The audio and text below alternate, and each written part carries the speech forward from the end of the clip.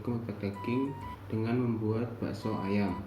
Oke, pertama-tama mari kita lihat dulu bahan-bahan untuk membuat bakso ayam.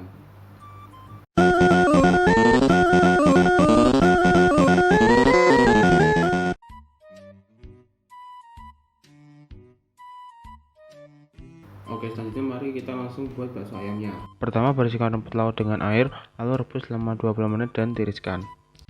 Haluskan rumput laut yang sudah matang dengan blender dan sedikit air. Berikutnya, haluskan bawang merah, bawang putih, garam, lada, dan air menggunakan blender. Berikutnya, hancurkan es batu menggunakan blender hingga halus. Berikutnya, masukkan daging ayam, bumbu halus, telur, dan bubur rumput laut ke dalam blender, kemudian haluskan. Berikutnya, masukkan tepung tapioka, kemudian diaduk sebentar, lalu dihaluskan.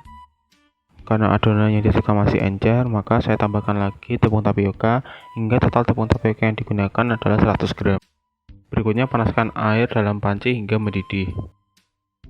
Air sudah mendidih dan adonan siap dicetak menjadi bulatan-bulatan bakso. Rebus bakso yang sudah dicetak hingga matang selama kurang lebih 20-30 menit. Tiriskan bakso yang sudah matang dan letakkan dalam wadah.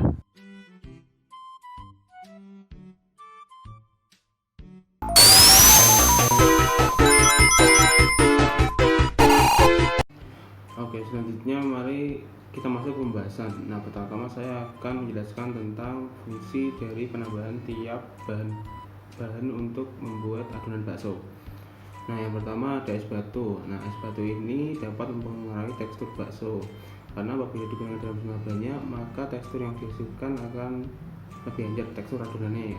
Nah, selain itu es batu juga berfungsi untuk mempertahankan suhu daging agar tetap rendah selama proses penggilingan. Berikutnya adalah fungsi penambahan tepung tapioka. Nah, penambahan tepung tapioka bertujuan untuk membentuk tekstur daging karena tepung tapioka dapat memberi kekenyalan pada bakso. Nah, hal itu disebabkan karena adanya proses gelatinisasi yang terjadi ketika proses perebusan. Nah, selain itu protein dalam daging dapat membentuk kompleks dengan pati tapioka, terutama dengan fraksi amilopektin. Nah, berikutnya adalah penambahan rumput laut. Nah, saya menggunakan rumput laut sebagai pengenyal alami.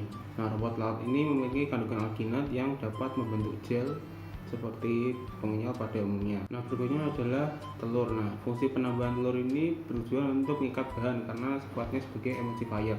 Nah, kemampuan emulsifier dari telur ini berasal dari kandungan lecithin yang ada pada kuning telur. Berikutnya adalah fungsi penambahan bumbu. Bumbu yang saya gunakan yaitu bawang putih, bawang merah, lada, dan garam. Nah, bawang putih dan bawang merah memiliki kandungan aliin dan alisin yang berfungsi untuk memberi cita rasa dan aroma khas pada bakso. Serta dua senyawa ini juga memiliki kemampuan antioksidan yang efektif dalam menangkal radikal bebas. Berikutnya fungsi garam yaitu sebagai pemberi cita rasa, kemudian pelarut protein laktin sebagai pengawet karena dapat mencegah pertumbuhan mikroba serta dapat meningkatkan daya ikat air. Nah, berikutnya adalah fungsi penambahan lada atau merica bubuk yaitu sebagai pemberi cita rasa juga. Nah, cita rasa pedas dari merica bubuk ini disebabkan karena adanya kandungan kapeisin di dalam biji merica. Round 1. Ready, go! Oke, berikutnya kita masuk ke pembahasan perbandingan sifat sensoris dari bakso ayam yang saya buat dan bakso ayam yang ada di pasaran. Nah, ini adalah bakso ayam yang saya buat dan ini adalah bakso ayam yang ada di pasaran. Nah, dari segi tekstur, bakso ayam yang saya buat ini memiliki tekstur yang lebih kenyal dibandingkan dengan bakso yang berada di pasaran. Nah, hal ini disebabkan karena bakso yang saya buat menggunakan tepung yang lebih banyak dan juga pengenyal dari rumput laut. Hal ini disebabkan karena selama proses perebusan, tepung tapioka akan mengalami gelatinisasi dan juga penambahan tepung juga akan mempengaruhi tekstur permukaan dari bakso ayam. Nah, terlihat bakso saya memiliki tekstur permukaan yang lebih kasar dibanding dengan bakso ayam yang ada di pasaran.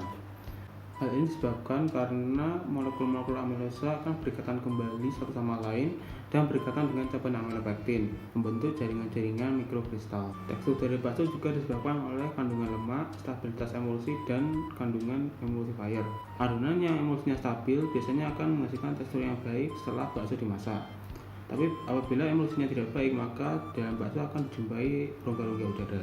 Selain itu, kandungan protein dalam daging dan telur juga akan mempengaruhi tekstur karena protein memiliki fungsi sebagai emulsifier dan juga untuk mengikat air.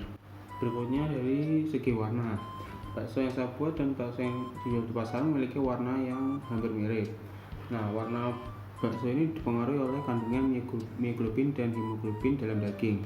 Nah, daging ayam memiliki kandungan mioglobin yang lebih sedikit dibanding sapi, sehingga bakso yang dihasilkan berwarna putih. Warna dari bakso juga dipengaruhi oleh reaksi pencoklatan non-enzimatis yang terjadi selama perebusan antara protein dan juga gula reduksi. Nah, sehingga dihasilkan warna bakso yang putih sedikit keabu-abuan. Berikutnya ada dari segi rasa. Saya akan mencicipi kedua bakso ini terlebih dahulu agar tahu rasanya seperti apa.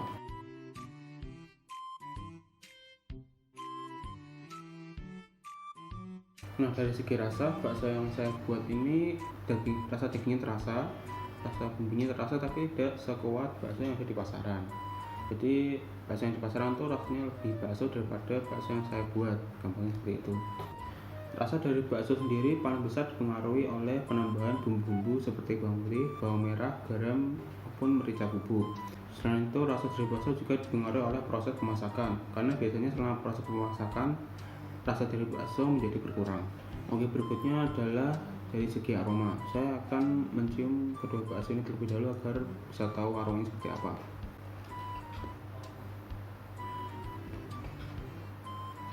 Nah, dari segi aroma, bakso yang saya buat ini aroma bumbunya terasa, aroma dagingnya juga terasa, tetapi sedikit beraroma amis dibanding bakso yang ada di pasaran. Nah, hal ini disebabkan karena bakso yang saya buat ini menggunakan pengenyal dari rumput laut yang memang memiliki aroma amis. Nah, aroma amis ini disebabkan karena adanya kandungan amonia di dalam rumput laut sehingga memiliki aroma yang menyengat. Nah, aroma bakso dipengaruhi oleh aroma daging, aroma bumbu, aroma tepung atau filler, dan juga proses pemasakan. Karena biasanya selama proses pemasakan aroma dari bakso menjadi berkurang.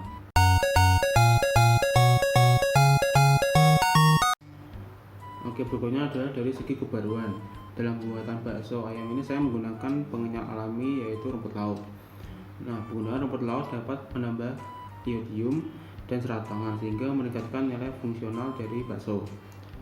Nah, selain itu rumput laut juga memiliki banyak senyawa bioaktif seperti pigmen warna yaitu karotenoid dan klorofil, kemudian polisakarida bioaktif seperti beta-glukan, alginat, dan karagenan.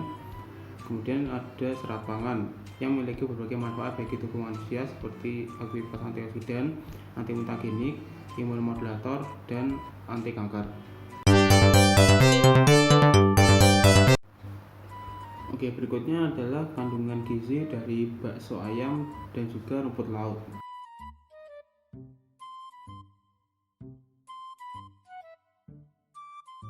Oke, sekian video dari saya. Apabila ada salah, mohon maaf. Terima kasih.